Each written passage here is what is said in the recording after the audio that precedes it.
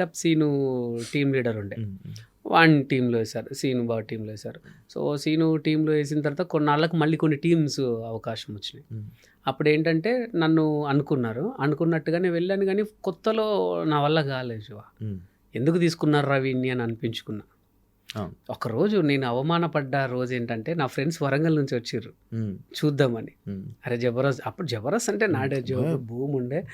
So వాళ్ళు గ్యాలరీలో కూర్చోబెట్టారు, మా ఫ్రెండ్స్ వచ్చారని. ఆ రోజు నాగబాబు గారు నన్ను వేసుకున్నారు కదా శివ.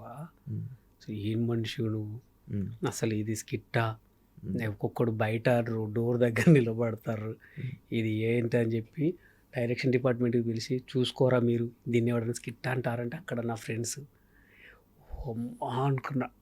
అంటే నాగబాబు గారు కానీ రోజా గారు కానీ మా మంచిగా చెప్పారు శివ. అట్లా అని చెప్పి వాళ్ళు తప్పు కాదు. ఆయన పిలుచుకొని తిట్టాడంటే ఎవడికి, ఇప్పుడు పేరు వస్తే ఎవడికి, నాగబాబు గారికి నేను ఏమన్నా పెడతానా, రోజమ్మకి ఏమన్నా పెడతానా, మా మంచికే కదా వాళ్ళు తిట్టేది. ఇప్పుడు సార్ కొట్టాడంటే ఎందుకు, రేపు పొద్దున జాబ్ చేసి సార్కు పెడతావా, సార్ పిల్లలకు పెడతావా, నీకు నీ పిల్లలకే కదా. మస్తు అవమానపడ్డా శివ. అమ్మా ఏంది ఇది, నా ఫ్రెండ్స్ దగ్గర నా పరుగు పోయింది అనుకుని బయటకు వస్తే మా ఫ్రెండ్స్ ఎప్పుడు లేరా అది రా అన్నారు. అది నాకు ఇంకా అవమానం అనిపించింది. అదే పిలిచి వీళ్ళ ముందు అది అయ్యానా అని. ఆ తర్వాత చాలా డిప్రెషన్లోకి వెళ్ళాను శివ. డిప్రెషన్కి వెళ్తే నెక్స్ట్ ఆ రోజు నితిన్ అన్న భారత్ అన్న ఫోన్ చేసి ఇది లాస్ట్ స్కెడ్యూల్ రా అన్నారు.